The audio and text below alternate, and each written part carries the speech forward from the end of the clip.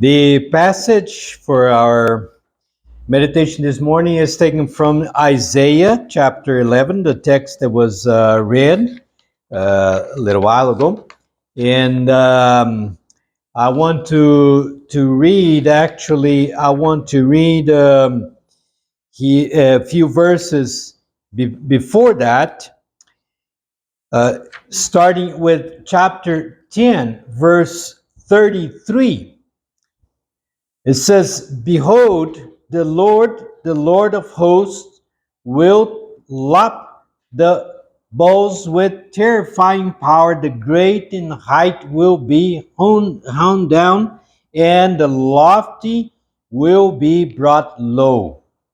He will cut down the thickets of the forest with an axe, and Lebanon with its majestic trees will fall.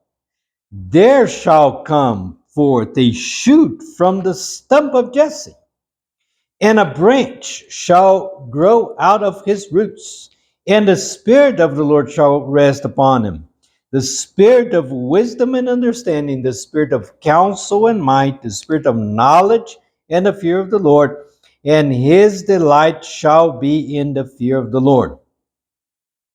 He shall not judge by what his eyes see, or decide but what his ears hear. But with righteousness he shall judge the poor, and decide with equity for the meek of the earth. And he shall smite the earth with the rod of his mouth, and with the breath of his lips he shall slay the wicked. Righteousness shall be the girdle of his waist, and faithfulness the girdle of his loins." Until verse 5 for now. So we're in the second Sunday of Advent, and these Sundays that anticipate the Christmas, we remember some of the promises and the prophecies of the Old Testament, referring to the king, to the branch, to the Prince of Peace, and many other names that are given to Jesus in the Old Testament. And the prophet Isaiah is particularly remembered during these Sundays, because there are actually some passages that do prophesy clearly about Jesus. Well, here in Isaiah, just 2 chapters before, chapter 9, there is this very important message about the coming of Jesus. So, for example, chapter 9, verse 1, "But there will be no gloom for her that was in anguish. In the former times he brought into contempt the land of Zebulun and the land of Naphtali, but in the latter time he will make glorious the way of the sea, the land beyond the Jordan, Galilee of the nations. The people who walked in darkness have seen a great light. Those who dwelled in a land of deep darkness, on them has light shined." And down to verse 6, for example, For to us a child is born, to us a son is given, and the government will be upon his shoulder, and his name will be called Wonderful Counselor, Mighty God, Everlasting Father, Prince of Peace. And it speaks of the increase of his government and of peace, and of that there will be no end to his reign. Even before that, chapter 7 speaks of the sign that the Lord was going to give to King Ahaz, that there will be a child will be born in chapter 7, verse 4. 14. Therefore the Lord himself will give you a sign. Behold, a young woman shall conceive and bear a son, and shall call his name Emmanuel. And the Gospel of Matthew reminds us of this promise when he refers to Jesus as the Emmanuel. So many of these passages refer to the promise of Jesus coming, and it speaks something about this Jesus and his reign and so on. Well, this passage, chapter 11, is very significant in this some of these promises. And Isaiah is referring to this stump of Jesse, the branch that shall grow out of his roots. I read chapter 5, verses 33, and 34 for two reasons. One is to situate ourselves as far as to the meaning of this passage in chapter 11. Second, because as you might have observed, chapter 10, verse 33 and 34 refers to cutting down a forest.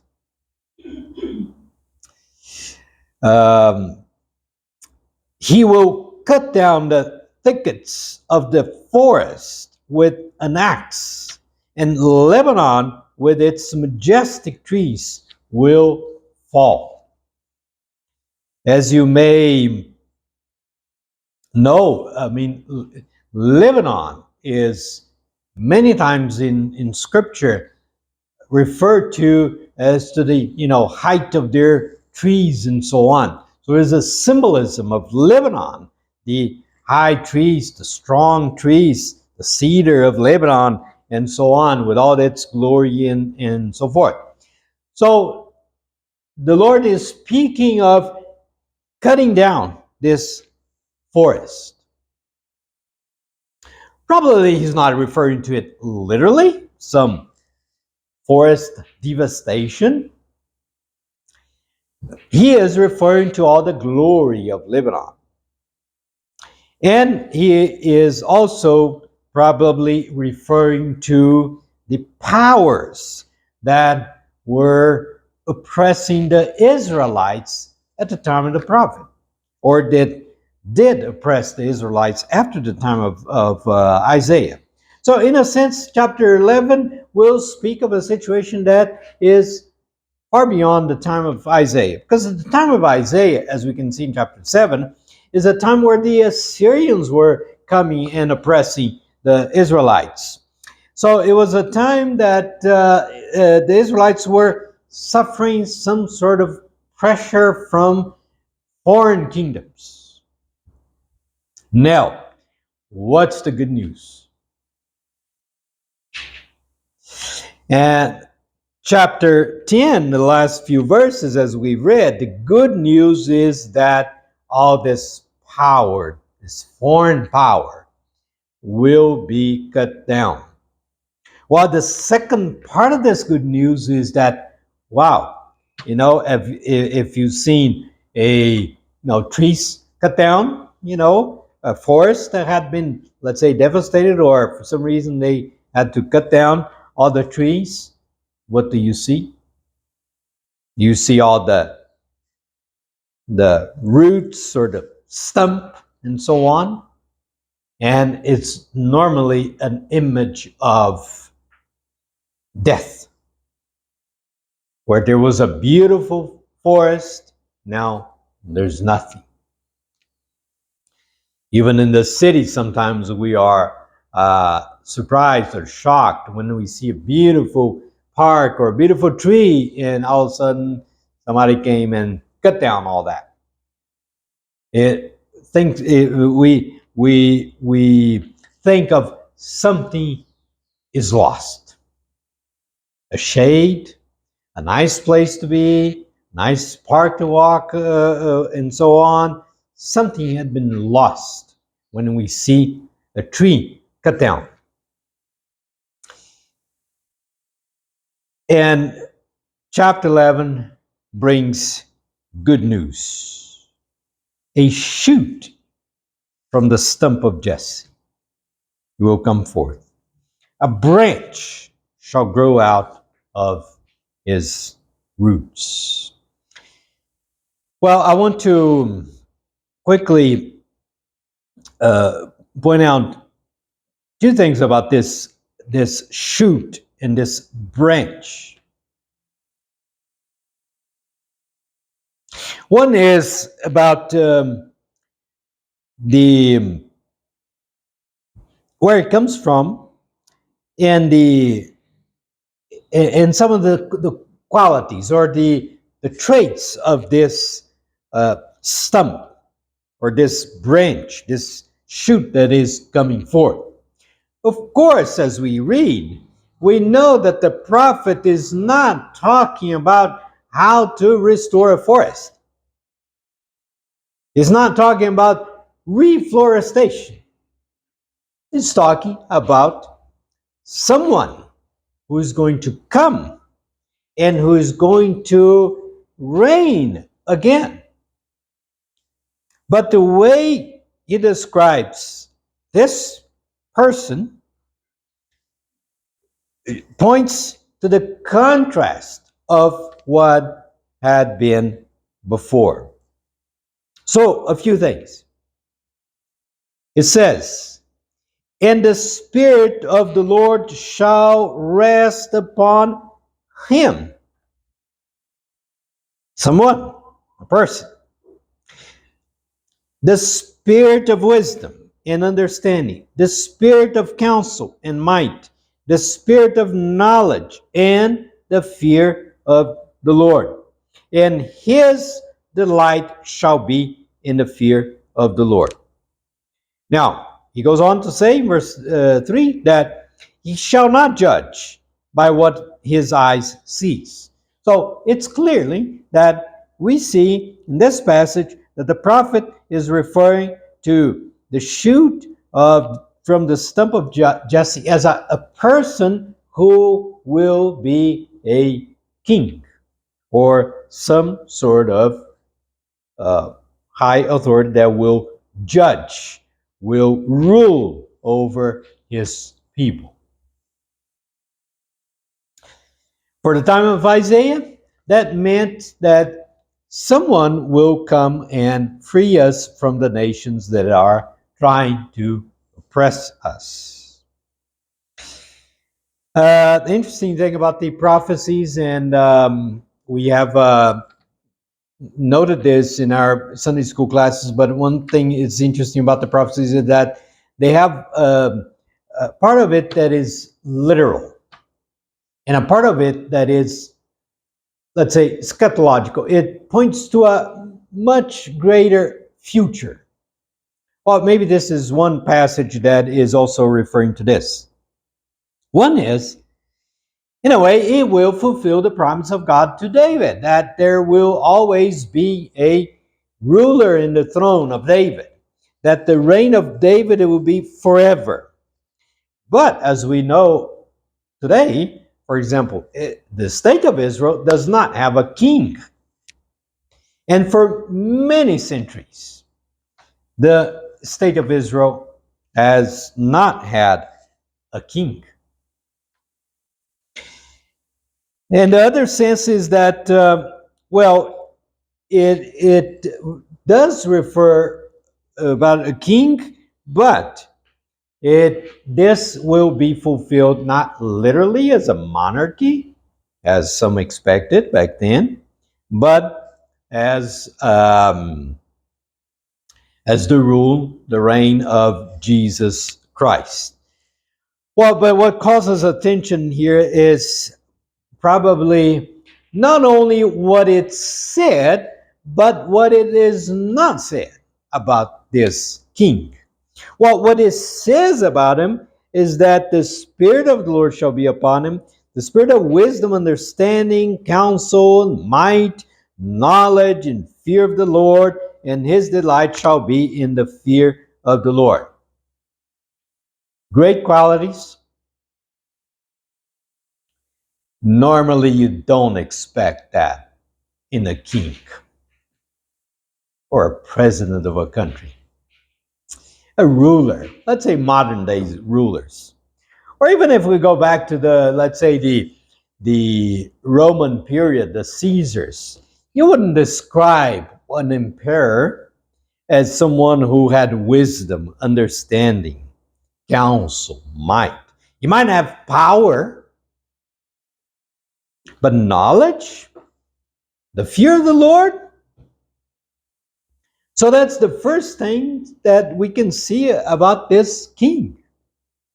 He's nothing similar to what kings are today, or presidents, or rulers, or governors.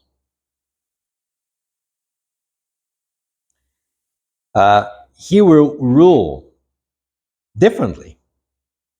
As it says, he shall not judge by what his eye sees or decide by what his ears hear, but with righteousness he shall judge the poor and decide with equity for the meek of the earth. And he shall smite the earth with the rod of his mouth, with the breath of his lips. He shall slay the wicked. Righteousness shall be the girdle of his waist, and faithfulness the girdle of his loins.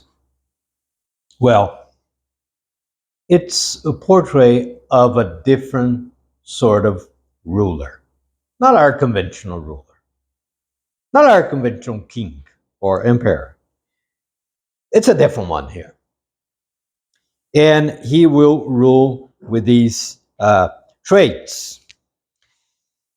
Uh, Actually, at the time of probably Solomon, we see in one of the Psalms that there has been some concern about the king judging with righteousness. For example, Psalm 72, give the king your justice, O God, and your righteousness to a king's son. May he judge your people with righteousness and your poor with justice. May the mountains yield prosperity for the people and the hills in righteousness. May he defend the cause of the poor of the people, give deliverance to the needy, and crush the oppressor. So, even to David's son, and this Psalm 72 said that it's a Psalm of Solomon, there was a concern that the king would rule with justice, righteousness, and that he would um, uh, tend to the poor and deal with justice. After that, rarely a king of Judah or Israel were very righteous, wise, and uh, um, had knowledge and so on. At least what we know about them. Few of them may have been very, similar to David, but basically this promises a king, a ruler that will judge with righteousness. That will not only um, uh, deal or only take care of the very powerful people of the nation. Historically, who did this? We don't have any um, exact description of anybody who might have done that. Well, we understand, and we understand that this is a promise not only of the successor of David, but of someone who will uh, rule in a very different way from the other kings. So, like I said, the passage not only says something, but it's interesting what it does not say. And what basically it's not saying is that this shoot from the stump of Jesse, by the way, Jesse is the father of David, this shoot or this branch will not be any like the previous kings. In other words, the previous kings of Israel were not kings that had wisdom, understanding, counsel, and might, and justice and righteousness and so forth. So that's one thing this passage speaks of. The traits, the qualities of this new king. As I said, we understand that this is fulfilled in Jesus Christ. Jesus fulfills these qualities.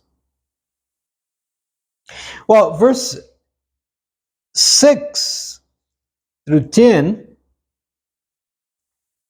speaks of, let's say, maybe the consequence of his ruling. And it speaks of actually, let's say, a completely new order. The wolf shall dwell with the lamb. Oh, how? The leopard shall lie down with the kid, and the calf, and the lion, and the fatling together, and a little child shall lead them. The cow and the bear shall feed. Their young shall lie down together, and the lion shall eat straw like the ox. Well, what's your first reaction when you read this? That doesn't exist. Did you hear the news just a week ago? The man that went into the whatever, the pen of onça, and he got eaten by the onça. We can domesticate some animals to the point where there is a harmonious living together. This is something that we do not see. It's not usual. Well, the prophet may be referring to two things. First, he may be referring to a sort of a order that was very similar in creation.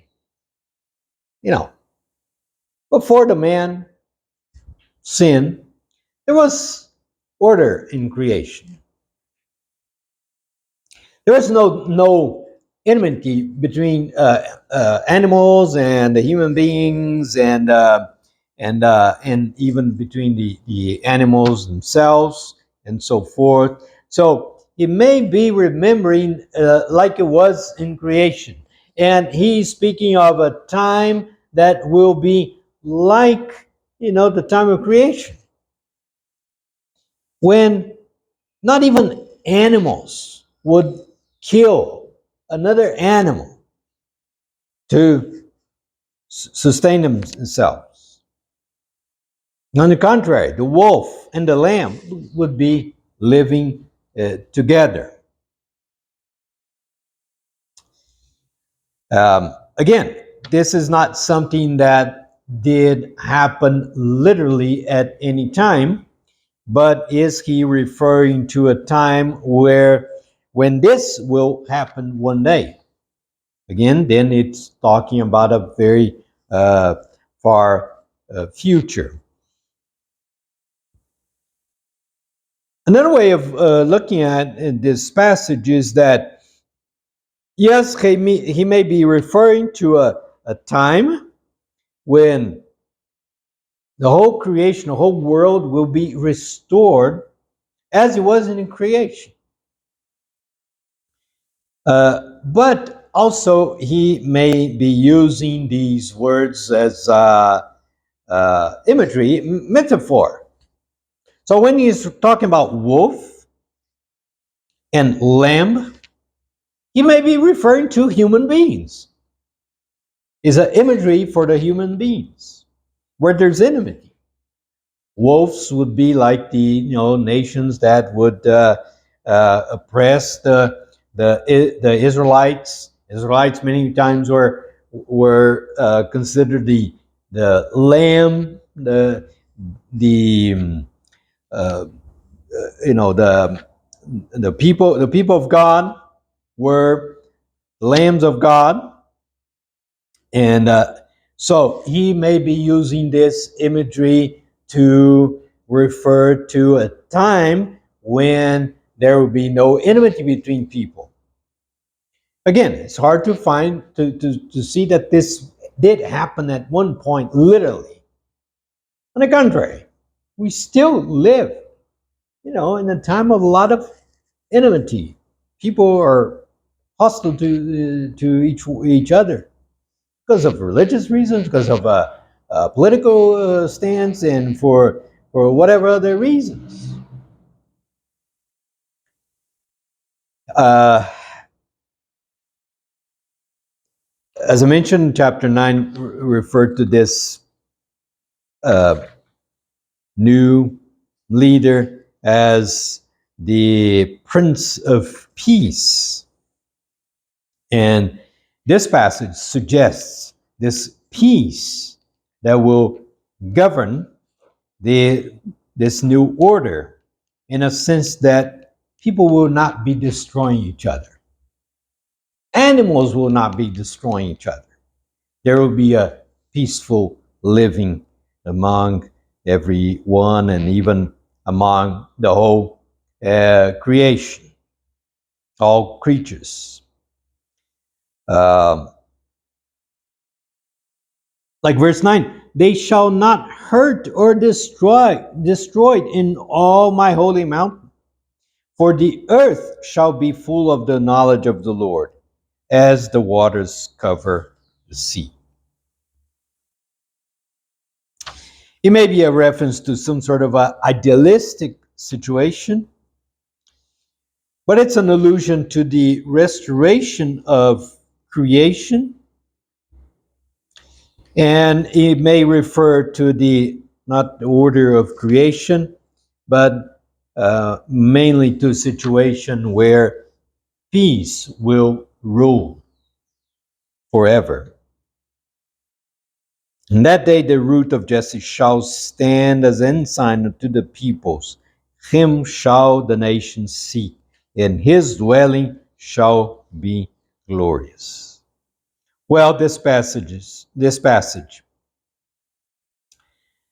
gives us hope. We know that this promise was fulfilled in Jesus. But in Jesus, we he establishes his kingdom, and we also are in hope that he will come and fully, uh, completely, wholly will rule over all nations and bring peace. So we still hope. So this text gives us hope that Jesus will come again. He has come, but he will come again. And also gives us hope for peace, which is something that we need so much nowadays. And Jesus also proclaims and promises his peace to the disciples. He says, I'll give you my peace. Not like the world gives, but you will be encouraged by my peace. So this passage gives us hope, and also gives us hope not of a new leader, but the time of peace that will rule this new order, that the Lord may bless us. Amen.